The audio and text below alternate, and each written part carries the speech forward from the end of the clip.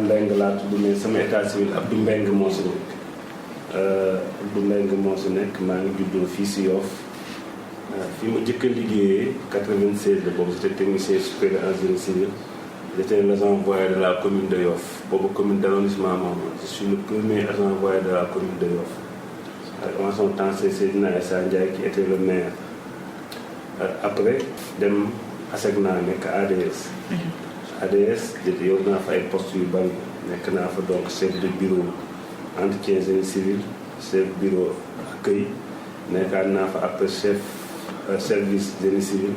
ba nekk fa chef département génie civil. après nag si daa ñëw léegi nekk nag si politique bi di jàppale donc mon frère Abdoulaye Diouf Sarr ma nekk léegi le premier adjoint au maire de Yoff. waaw boobu ba léegi nag le premier adjoint au maire de Yoff ñu lay dalal bu baax alhamdulilah sa gis nañu am nga jaar-jaar mais ci wàllu politique xëyoo xëy rek nekk premier adjoint maire de Yoff. ci wàllum politique fan nga jaar. waaw man moom amoon say ambition politique parce que moom j'étais sur les mouvements parce que donc yoroon naa donc ce qu'on appelle la zone 6.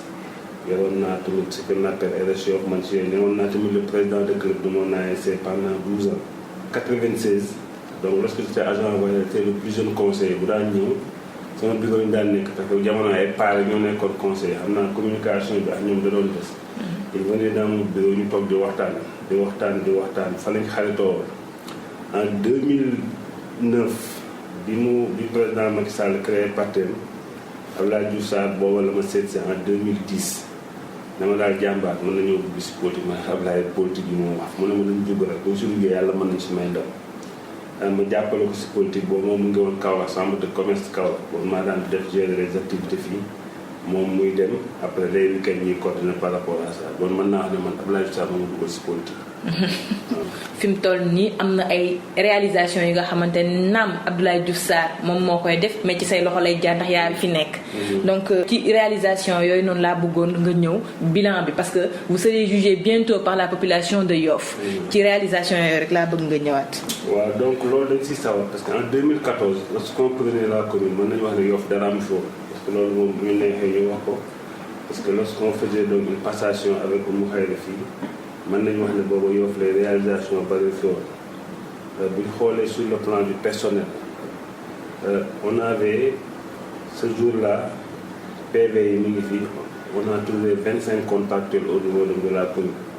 actuellement nous sommes plus de 500 contractuels yoo xam ne donc ñëpp ñoo leen jël et on touche du bois macha allah on les paye chaque mois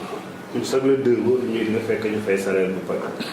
donc loolu ay jéego la ñu am foofu. sur le plan social moom souvent dafa am lu nëbbul si am loo xam ne ñu bëgguñu ko def dem nañ si ay jéego yu mag a mag tam xarit bu ñëwee dañ say def korité bu ñëwee dañuy def tabaski bu ñëwee dañuy def on sort 80 millions par tabaski fête Pâques dañuy def donne un exemple y a des chrétiens qui nous disaient que ñoom masuñu xam ne sax maire dina joxe fête Pâques donc ñun loolu lañ ko tàmmal ko jox leen ba pare on assiste les gens ce qu'on appelle les secours maladie dañ koy def dañu def tamit donc des secours sinistrés tout ça dañ koy def pour jàppale donc les populations donc loolu ba pare sur le plan de la santé ñu signé ay conventions avec donc des hôpitaux pour gën leen mën a jàppale. on a signé aussi des conventions avec des hôpitaux am nañ convention hôpital Fann hôpital Dantec hôpital Niassa pour affilié Maguette on a vu que Yoff nag dëkku pêcheur la ak ñoom amuñu ay imputation ak yooyu pour man donc comme l'administration. mais nous ce qu'on a fait on a signé des conventions avec hôpitaux yooyu pour mën a suñu mbokk yi bu ñu feebaree ñu mën leen jël ba autour de 80%. loolu tamit donc on le fait comme ni nga wax tamit réalisé nañu beaucoup de choses lorsqu'on venait à Yoff je commence par l'hôpital Philippe Maguilène Senghor ñu relevé le plateau bi ñuy ñëw Yoff amuloon ambulance en 2014 s'il y avait donc un malade dañu daan oo Wakaam wala ñu oo Patte d'Oie pour ñu mën ko évacuer léegi def nañ fa 3 ambulances mu doon amuloon radiologie léegi def nañ fa radiologie fan yi jox nañ leen ay écho relevé nañ donc plateau bi muy donc Philippe Maguilène Senghor relevé ko les 3 postes de santé qu'on a mooy bu Apexi bu Gent ak bu Tongoor ak bu Diamalaye les 4 postes de santé yooyu yëpp relevé nañ donc plateau bi rénové donc ces hôpitaux écoles yi donc bi ñu ñëw benn école baaxu foofu donc loolu mën nga on a rénové l'ensemble des écoles de Yoff ba pare benn école boo xam ne dafa doon daan ñu toj ko defaraat ko à neuf mooy l'école Kenji Lo de Yoff boobu tamit def nañ ko on a un projet boo xam ne après naa ñu si perspective bi loolu def nañ ko donc si loo wàllu éducation def nañ ko santé comme ni ma la wax def nañ si loolu. Sur le plan sportif et tout on a relevé donc le défi au niveau de Yoff parce que bi ñu ñëwee on subventionne l'ensemble des ASC annuellement et l'équipe phare de Yoff ren yóbbu nañ la subvention jusqu'à 20 millions ce qu'on appelle la RS Yoff donc sur le plan sportif def nañ loolu. Sur le plan complément des réalisations bi ñuy ñëw di doon Yoff amul woon quai de pêche léegi donc avec partenariat de l'État du Sénégal on a réalisé le quai de pêche de Yoff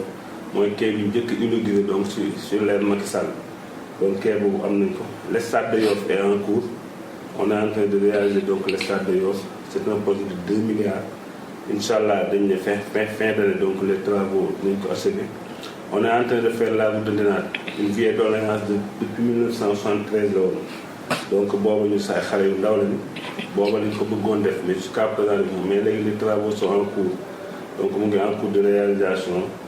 après donc loolu tamit def nañ ko fa. bi ñu ñëw tamit ci d'autres plans yoo xam ne comme ni ma wax maire yu mel woon nii on a essayé donc de réfectionner état civil bi ñu defar ko def léegi seul la maire de Yoff ngay ñëw boo bëggoon ab këyit léegi boo wàccee léegi bi tangay taxaw léegi fekk c'est informatisé ñu jox la si këyit nga ànd ak donc mais comme loolu lépp nga énuméré lan moo tax am ñoo ci xamante ne dañoo taxaw ñu ne waa mairie bu Yoff liggéeyuñu d'accord nañ ne ay opposition dafay am mais dafa am ñoo xam ne dañoo certifié ni waa mairie bu Yoff liggéeyuñu dons yi nga xamante ni moom la ñuy joxe bourse yi nga xamante ni moom la ñuy joxe au niveau de l'université moom mooy xale yi nga xamante dañoo amoon bac bourse yi ñu leen di octroyer santé ñoom ñëpp seen ay nit lañ ko jox ça veut dire que ni ku bokkul APR doo ci mën a jëriñu loolu lan nga ciy tontu. waaw donc xam nga dañ ne olof dañ ne sa wujj du lu sël xam nga olof yooyu kii mu joxee ñu ne du lu sël parce que da lay bàyyi pour nga gën a ñaaw donc je pense que ñooñu dañuy wax loo xam ne maîtriser wuñu ko. xam nga sax nga wax naan éducation. wax na réhabilité l'ensemble des écoles de Yoff chaque année ñu ñoo fi jëkk a def ubbi tey joxe fourniture tey dañ koy def le même jour ñu kii bi wax naa la construire benn école fële 15 jours lycée de Yoff mu ngi en cours parce que lycée de Yoff mu ngi fa donc loolu suñu magistère la santé wax naa léegi radiologie bi wax naa donc les ambulances yi fa def appui en médicaments yi ñu leen di jox annuellement ñu leen ko jox annuellement donc ça qui veut dire que dañ fi jox presque 15 millions yoo xam ne en appui en médicament la ak yeneen yoo xam ne donc mën nañ si ñëw pêche wax naa la léegi ne la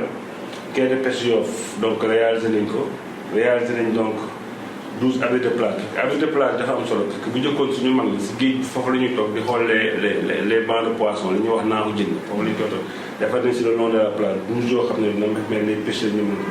te actuellement joxe nañ presque 200 appuyé nañu ba ñu am plus de 250 moteurs et que bu njëkkoon moteur 1 400 000 mais léegi état dafa subventionné yow pour pêcheur bi 400 000 da nga gis l'état qui prend les fexe nañ ba plus de 252 wax naa léegi la RS Yoff équipe bi liñ ciy def environnement cadre de vie mooy li ma doon wax sànq am na ay place yoo xam ne ñu ko dina place Mamadou Diop bi ñu defaraat nii avant ñu defaraat ko ñun ñu jëkkoon defar c'est pourquoi sax état bi bu ñu leen di jox signer la convention on les avait dit que il faut ngeen def lu dàqal yi xam ne moo fi nekkoon donc loolu kii nañ ko on a fait des ateliers publics à Nord Foire à Ouest Foire place Mbenguène ñu ngi commencé le pavage parce que le pavage naa si taxaw tuuti boo xoolee maire yeneen yëpp pavé nañ seen ay dëkk li ma lay wax sa wujj du la sëlam ñun amuñoon benn mètre carré pavage ci ville Dakar te pourtant si lañ bokk li am même moo Sacré-Cœur am par exemple Grand Dakar war nañ am Yoff mais booba dañ xam ne Yoff rek moo fi gagné au pouvoir opposition bi ñu ngi woon si maire yi ville Dakar ki ko yoon opposant la woon moo taxoon ñun amuñu woon benn mètre carré pavage mais li ñu fiy réalisé actuellement bu commencé pavé suñu réew donc sur budget propre de la commune donc nga xam ne ñu xeex nañ ba commencé pavé suñu rue et tout ça pavé nañ ay mosquées si dëkk bi et tout ça yéen éclairage public ñu koy amee rek donc dugal nañ fi temps yii 250 lampadaires actuellement on est en train de changer le réseau def ko ay LED boo fi yaay léegi yow ba guddi day leer nañ. fi ñuy wax pour man ngeen fi ñu koy defee place Ndiaw la vide la woon def nañ fa turbine def fa aménagement yoo xam ne tey ñu fa def ndëpp bi normalement ci ñu am benn problème. ndëpp nekk si turbine yoo fa nga koy gis donc loolu tamit def nañ ko fa on est en train donc de réaliser donc beaucoup de sur le plan social wax naa la ko léegi dinañ nekkoon mooy di la wax donc li ñuy joxe nañ joxe presque ay fii ku fi xewale jëm si wàllu diine wàllu bëri wàllu mbappat wàllu lépp et tout ñun dañ lay subventionné mais bu ñu ko yëgee bu ñu yëgee noonu dañ ci jàpp wax naa la léegi fête religieuse yi ñu see def et tout Pâques Magal ainsi de suite nimsaat cérémonie yooyu yëpp dañ siy jàpp pour kii. donc daal li nga fi lim yëpp ci réalisation normalement la population war na leen mën a juger apte.